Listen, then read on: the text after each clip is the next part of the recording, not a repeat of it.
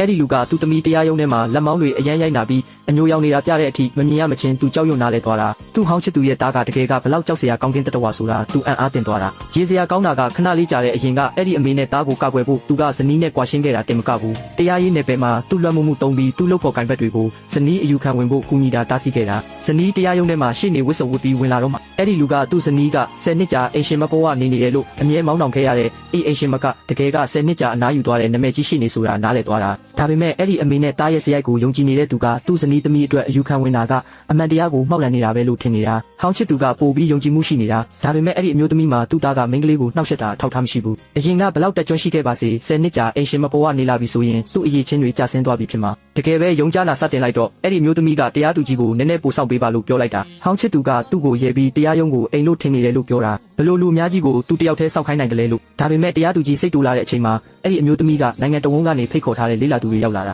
ပညာရှင်တချို့ကချက်ချင်းမှတ်မိသွားတာအဲ့ဒီလေးလာသူတွေကမကြသေးခင်ကြောင်းနောက်ဆက်မှုကိစ္စတွေမှာရှုံးခဲ့တဲ့လူတွေဖြစ်နေတာအဲ့ဒီအချိန်မှာပဲဟောင်းချစ်သူကတခုခုမှားနေပြီဆိုတာခံစားလိုက်တာသူဒေါသထွက်ပြီးအဲ့ဒီအမျိုးသမီးကိုရွေချက်ရှိရှိလေးလာသူတွေဖိတ်ခေါ်တာလူမှုရေးလွှမ်းမိုးမှုရဖို့နဲ့တရားသူကြီးကိုဖိအားပေးဖို့လုပ်တာလို့ဆွဆွဲတာဒါပေမဲ့အဲ့ဒီအမျိုးသမီးကသူ့ကိုလုံးဝဂရုမစိုက်ပဲကိစ္စနဲ့သူ့တောင်းဆိုချက်တွေကိုစတင်ပြောလိုက်တာသူဟောင်းချစ်သူရဲ့သားကိုကျောင်းမှာရေရှည်နှောက်ယှက်မှုနဲ့တရားစွဲတာသမီးကိုကျောင်းမှာနှောက်ယှက်ခဲ့တာပါအဲ့ဒီအမေနဲ့သားနှစ်ယောက်ကနေလူသိရှင်ကြားတောင်းပန်စာနဲ့စိတ်တန်ရာရောကြီးတန်းတောင်းနေတာပြီးတော့အဲ့ဒီအမျိုးသမီးကသူ့သမီးကိုကျောင်းမှာနှောက်ယှက်ခဲ့တဲ့အကြောင်းပြောခိုင်းလိုက်တာဟောင်းချစ်သူရဲ့သားကဂိမ်းကိုအကြောင်းပြပြီးသူ့ကိုအန္တရာယ်ရှိတဲ့အရာတွေလုပ်ခိုင်းတယ်ဥပမာအမြင့်ကနေခုန်ခိုင်းတာမျိုးညင်းရင်အဲ့ဒီယောက်ျားလေးကဆေးထိုးအပ်နဲ့ထိုးတယ်သမီးပြောနေရင်လက်မောင်းပေါ်အရာတွေထူထပ်နေတာပြလိုက်တာလူတို့အားလုံးအဲ့ဒီမြင်ကွင်းကိုကြည့်ပြီးကြောက်ရွံ့သွားတာသူတို့ဒေါသထွက်ပြီးအဲ့ဒီယောက်ျားလေးကိုကောင်းကင်တတဝါလို့អော်တာသူ့ဘေးကခင်မွန်းကလုံးဝမယုံနိုင်စရာမျက်နှာနဲ့ကြည့်နေတာအဲ့ဒီယောက်ျားလေးကဒါတွေအားလုံးလုပ်ခဲ့တယ်ဆိုတာမယုံနိုင်ဘူးတကယ်ပဲအဲ့ဒီယောက်ျားလေးကအားလုံးညင်းဆိုလိုက်တာတရားရုံးထဲမှာဟောင်းချစ်သူကချက်ချင်းရှက်တရားမဲ့ပြောလိုက်တာဒါအကုန်လုံးမိန်းကလေးတစ်ဖက်သက်ပုံမြင်ပဲအဲ့ဒီယောက်ျားလေးကဒဏ်ရာတွေဖြစ်အောင်လုပ်တယ်ဆိုတဲ့ထောက်ထားမရှိရင်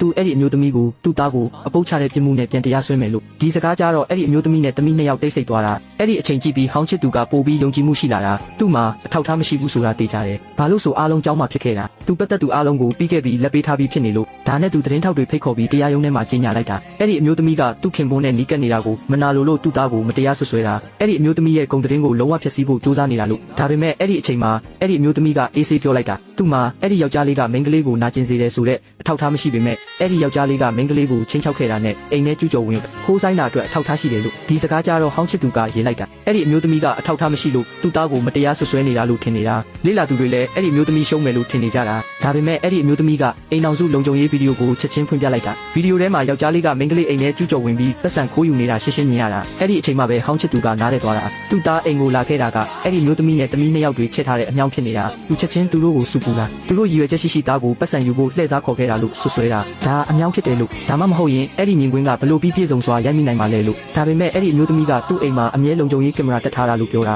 အဲ့ဒါတက်တည်ပြဖို့နောက်တစ်ခါဗီဒီယိုဖွင့်ပြလိုက်တာအဲ့ဒီဗီဒီယိုမှာသူ့ခင်ပွန်းကဟောင်းချစ်သူနဲ့ရင်းနှီးနေတာပြသေးတယ်